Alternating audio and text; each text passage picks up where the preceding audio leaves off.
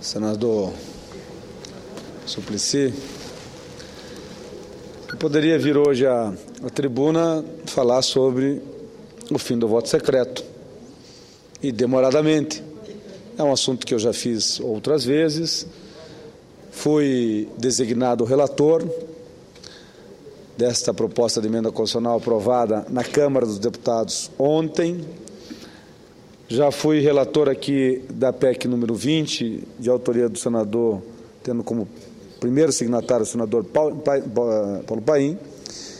Já fui relator da resolução número 8, de autoria do senador Pedro Taques, e todas estas acabam integralmente com o voto secreto. E dei parecer favorável, já aprovados na Comissão de Constituição e Justiça.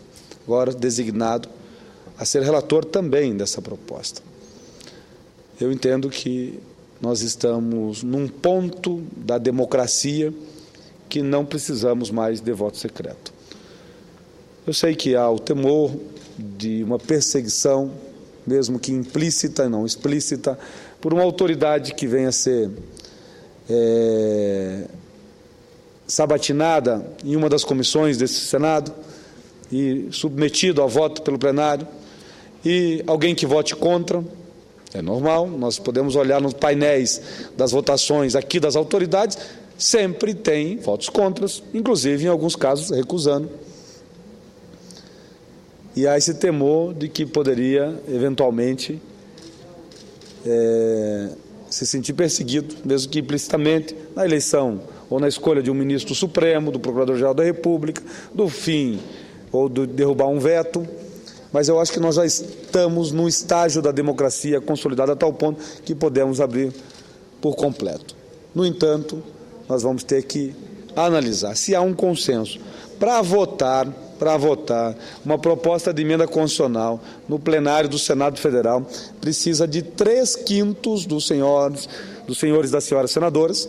Sim, 49 votos, sim, em 2 turnos.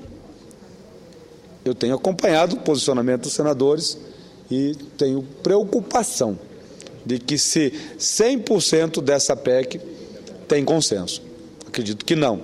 Então, a minha posição é clara. Eu acho que nós deveríamos acabar por completo. Mas não sei se estamos preparados para dar essa resposta à sociedade do jeito que ela quer. E pretendo fazer isso. Meu relatório será nesse sentido. Mas, senhor presidente, eu venho para fazer uma reflexão. Pois não, senhor presidente. Eu quero cumprimentá-lo, senador Sérgio Souza. Eu acredito que o parecer de Vossa Excelência a favor do voto aberto para todas as circunstâncias, conforme, inclusive, Vossa Excelência relatou na PEC 20 do senador Paulo Paim, a que melhor responde aos anseios da sociedade, a todas estas manifestações. Eu acredito que neste próximo dia 7 de setembro, ainda jovens e pessoas em todo o Brasil estarão conclamando a nós, senadores e deputados, que votemos sempre, que decidamos pelo voto aberto para todas as circunstâncias, temas e autoridades e assim por diante. Então, aqui expresso pelo menos o meu voto, mas muitos hoje declararam. Vossa Excelência, acredito, poderá ver nesses próximos dias, 1 a 1, a posição de todos nós, mas eu avalio que é importante que Vossa Excelência saiba a posição de cada um de nós. E eu quero até externar e tentar persuadir a todos, vamos tornar aberto inteiramente o voto. Permita dar um exemplo de notícia. O Senado, a Comissão do Senado nos Estados Unidos aprovou a intervenção na Síria. Eu teria votado contrariamente porque tenho dito, espero que o presidente Barack Obama proceda de acordo com as recomendações de Martin Luther King Jr., que ele saudou e homenageou na quarta-feira passada, procurando sempre confrontar a força física com a força da alma e não por meios bélicos. Mas por 10-7, a Comissão do Senado abertamente votou que por 60 dias poderá, prorrogáveis por mais 60 dias, haver uma ação militar sem a presença de tropas terrestres ali na Síria. Espero que os Estados Unidos e demais países possam até seguir a orientação de Ban Ki-moon, secretário-geral da ONU, dizendo que tem que haver a aprovação de todos da ONU, do Conselho de Segurança da ONU, onde Rússia e China, por exemplo, são contrários. Então, espero que possa haver um caminho que não seja o bélico para a resolução dos problemas da Síria. Mas que bom que Vossa Excelência aqui externa o ponto de vista do voto aberto para todos os temas. Obrigado, parabéns. Senador Suplicy. Mas hoje eu venho à tribuna para falar um pouco sobre o Brasil, sobre o que eu estou percebendo do Brasil neste momento e fazer uma reflexão sobre o passado. Nós estamos falando de reforma política, discutimos hoje demoradamente na CCJ uma mini-reforma eleitoral sobre o argumento de que precisamos dar mais transparência no processo eleitoral e diminuirmos os custos das campanhas, que cada vez mais são maiores. Nós não vamos conseguir fazer os avanços na reforma política que a sociedade quer e exige. É fato isso, porque não temos o tempo hábil para discutir profundamente cada um desses temas. Disse hoje na CCJ que lamento muito, porque nós temos que fazer o nosso exame e reconhecer a nossa meia-culpa, se não a culpa integral, porque eu estou aqui no Senado, sou o suplente da senadora Gleisi Hoffmann, estou aqui há 2 anos e 3 meses. A maioria está aqui há 2 anos e 8 meses. Poderíamos ter feito. Poderíamos ter promovido uma reforma política. E estaríamos agora, nesse exato momento, já com isso sancionado. Mas não fizemos. Estamos fazendo agora um remendo rápido para dar uma resposta, porque precisamos dar alguma resposta. Vamos votar semana que vem na CCJ. Devemos votar na semana do esforço concentrado, essa mini-reforma eleitoral, no plenário do Senado, que é na semana do dia 16 ali, de setembro. Vai para a Câmara. Vai votar até o final de setembro? Não sei, provavelmente não. Mas eu disse hoje, inclusive, na CCJ, que nem tudo aquilo que está lá muda processo eleitoral, que pode ser votado depois, vai valer para as eleições de 2014. Não tenha dúvida disso, porque a Lei 11.300 foi de 2006 e valeu para a eleição de 2006. Então nós podemos sim fazer uma reforma, uma mini-reforma eleitoral, uma reforma eleitoral atendendo a sociedade e que vai valer para as eleições de 2014, mesmo que não seja votada pela Câmara e pelo Senado até o final de setembro. E eu acho que, antes de conceder uma parte ao senador Walter Pinheiro, eu acho que nós tínhamos que ir mais a fundo. Nós tínhamos que discutir, senador Walter Pinheiro, por exemplo, reforma política, pensando em partido político. Vamos fazer a seguinte reflexão. O cidadão brasileiro, ele votou no senador Walter Pinheiro, na senadora Gleisi e, por consequência, no senador Sérgio, no senador Eduardo Lopes, ou no senador Crivella, no senador Suplicy, na senadora Ana Rita, ou votou no partido de nós? O cidadão brasileiro sabe quais são os partidos dos deputados em quem votaram, dos vereadores, dos prefeitos e assim por diante? Então, nós temos que começar a repensar isso, se a reforma política não tem que ser mais profunda. Agora, o que é partido político? Por que existe partido político? Partido político é um grupo de pessoas que partilham de uma mesma ideologia, uma mesma causa. Quer ver? Vamos voltar um pouquinho no tempo. 1966. Nasceu no Brasil o Movimento Democrático Brasileiro, cuja ideologia era redemocratização do país, fim da ditadura, eleições diretas para presidente da República, direito de ir e vir, liberdade de expressão. Defendemos isso, conquistamos isso, estatuímos isso numa Constituição, elegemos o presidente. Estava tão ávidos nosso sentimento de democracia, que tínhamos acabado de conquistar, que caçamos um presidente. Isso é partido político. E como que está isso hoje? Concedo uma parte a Vossa Excelência, senador Walter Pinheiro, nobre representante da nossa querida Bahia. Senador Sérgio, acho que é mais do que correta e oportuna a abordagem de Vossa Excelência. Eu também acho que não dá para enxergar essa mini-reforma como algo completo. mas também não dá para desprezar. Então, nós teríamos que trabalhar com os dois elementos. E até no raciocínio de Vossa Excelência, o TSE aplicou sem nenhuma lei parte de coisas que nós estamos colocando nessa mini-reforma na eleição anterior. A proibição de outdoor. Começou a discussão no TSE. Começou. Materializado depois de lei, mas começou a discussão no TSE. Então, nós tivemos aqui a oportunidade de encontrar, inclusive, a ministra Carmen Lúcia, que, por sinal, quero aqui deixar o registro, assim, do brilhantismo, da lucidez. Quem olha até a ministra Carmen Lúcia, assim, pequenininha e tal, mas de uma firmeza, de um conteúdo, né? Algo que até anima a gente, porque isso é legal, saber que a gente tem uma figura no STF e no TSE, da envergadura do quilate daquela ministra que aqui esteve falando conosco, a ministra Carmen Lúcia. Né? Mas olha só, então parte disso que nós estamos discutindo, vamos aprofundar, vamos aprovar. Se não vai ter tempo para até o dia 6 de outubro, 5 de outubro, paciência. Se a gente conseguir produzir, dá até para a gente ir ao TSE e dizer, já produzimos uma parte, ver o que é possível o TSE já absorver para a eleição de 2006 enquanto norma, ou para a eleição de 2014 enquanto norma, como fez na eleição de 2006. Então, bora fazer isso. E aí dá o outro passo, que é o que Vossa Excelência chama e chama corretamente bem. Tá bom, se a mini-reforma foi essa o possível, então bora agora, mesmo já se preparando para 2014, bora discutir isso agora. Ou melhor, mesmo se preparando para 2018, sim, como Vossa Excelência toca aí, 16. Nós precisamos botar o dedo na ferida nessa coisa da organização partidária. Partido não pode continuar sendo quem manda é quem tem a ata e bota embaixo do braço e controla um partido. Isso é cartel, não é partido. Isso é cartório, não é partido. Então, portanto, é fundamental que a gente aprofunde isso. Se não dá para 14, encaixe em 16, em 18.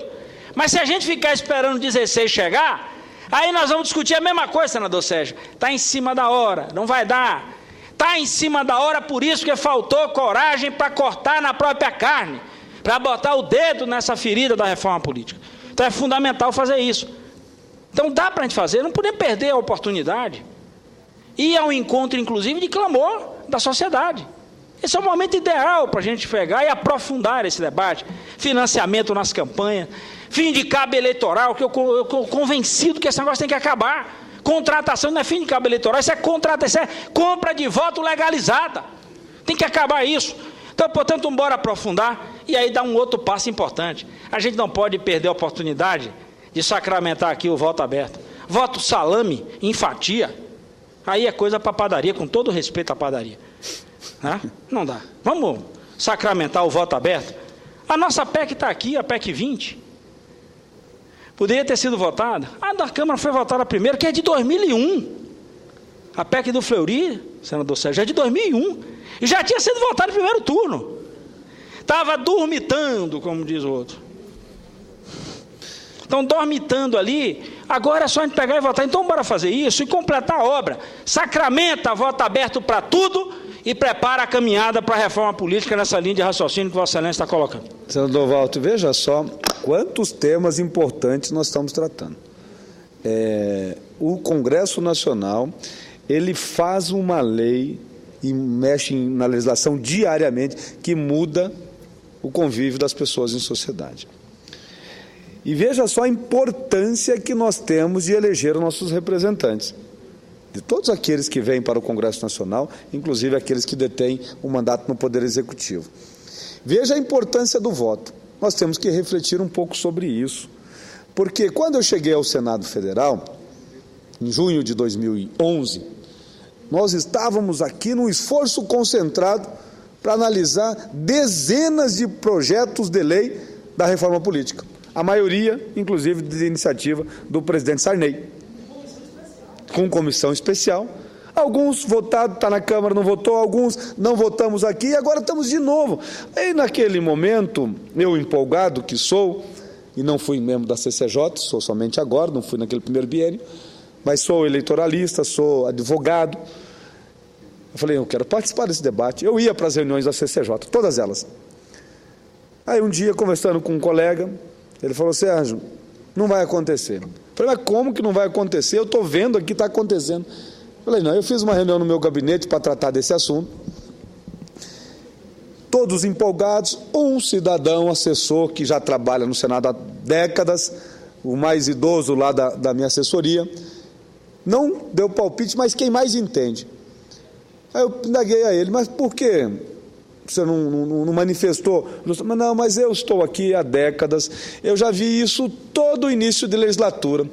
Todo início de legislatura é a mesma coisa e não acontece. E não aconteceu. Todas as leis aprovadas, as reformas aprovadas, que mexiam com o processo eleitoral, foram uma afogadilha. Inclusive algumas, depois do prazo, considerado um ano antes da eleição, como a Lei 11.300 de 2006, mas mesmo assim o TSE considerou válida para as eleições de 2006, porque entendeu que não mudava processo eleitoral, e sim propaganda eleitoral, e sim termos de uma candidatura. Mas veja só, voltando, senhor presidente, a importância do voto do cidadão. Em 2010, tivemos as eleições gerais.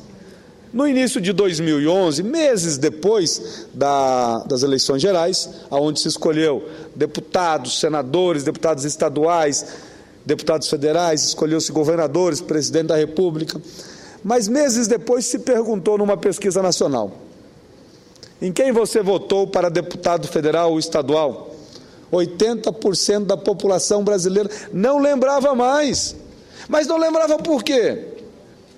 Porque não tem comprometimento com as causas, porque não conhece qual é a ideologia do partido desse cidadão, porque conheceu esse candidato durante o processo eleitoral, na televisão ou num cartaz de esquina, e votou na empolgação. É assim, e depois cobra do Congresso Nacional uma resposta. E vivemos refém. Agora eu vou dizer algo às senhoras e os senhores senadores e a todos aqueles que estão nos assistindo. 2014 será diferente. Sabe por que será diferente? O cidadão vai ser mais responsável. O cidadão está de olho. O cidadão vai ter um voto consciente. Eu apresentei um projeto de lei aqui em 2012, número 2 do Senado Federal, para incluir 2 disciplinas no currículo escolar. Uma delas, cidadania moral e ética no ensino fundamental, pensando nós precisamos formar uma classe de cidadãos para daqui a 3, 4, 5 gerações que tenham um comprometimento de cidadania, de ética, muito mais elevado do que está hoje. Porque se nós compararmos como era o comportamento do cidadão em sociedade há 20 e 30 anos atrás e como é hoje, e se imaginarmos que se formos nesse passo, como será daqui a 30 anos? Ponto 2. Inclusão no ensino médio, disciplina de ética, social e política. Fui indagado, mas política na escola não é política partidária não, minha gente. Nem política ideológica. É política do cidadão conhecer os seus direitos, conhecer os seus deveres, saber qual é a responsabilidade do seu representante, qual é a sua função no parlamento ou no executivo. E saber cobrar, porque naquele momento, com toda sinceridade, entendia eu, parlamentar, recém-chegado ao Senado Federal, de que o cidadão brasileiro estava alienado, alheio às grandes causas, pensando assim, esse Brasil é assim mesmo, isso é Brasil, lá fora as coisas não acontecem, mas aqui é assim, lá fora é assim, lá aqui no Brasil é diferente, tendo vergonha de ser brasileiro. Isso não vai mudar nunca. Sempre foi assim. Quantas vezes eu ouvi isso? Mas de repente, senhor presidente, de repente, eu vejo a sociedade se levantar. A sociedade brasileira saiu no ano de 2013, aos milhões, no mesmo dia, foram às ruas. Foram às ruas, senhor presidente, para dizer: eu não estou contente. Eu não estou contente com o parlamento, não estou contente com o poder executivo, em todos os níveis. Eu vou ficar de olho. E vou dizer uma coisa para as senhoras e para os senhores. Mudou. Já mudou. Já mudou a forma de pensar do pensamento do parlamento. Já mudou a forma de pensar do executivo. Já melhorou.